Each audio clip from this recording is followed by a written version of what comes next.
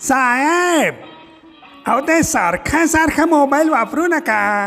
इस्रायलवाले मोबाईलमध्ये स्फोट करतात. अरे पण माझा आणि इस्रायलचा काय संबंध? नाही, परवा एका सभेमध्ये भाषणात तुम्ही पॅलेस्टाईन जिंदाबादच्या घोषणा दिल्या होत्या. अरे त्या घोषणा मी इथे एका खेडेगावात दिल्या होत्या. इस्रायलला कशा कळणार? तुमचा तो घोषणा देतानाचा व्हिडिओ मी माझ्या इस्रायलच्या मित्राला पाठवला होता. समजा इस्रायलमध्ये फेमस झालाय तो व्हिडिओ आणि इस्रायलवाले हुडकायला लागलेत कोण आहे ह्यो माणूस म्हणून. तवा जरा जपून, मोबाईलमध्ये कधी बी धडाम होऊ शकतंय.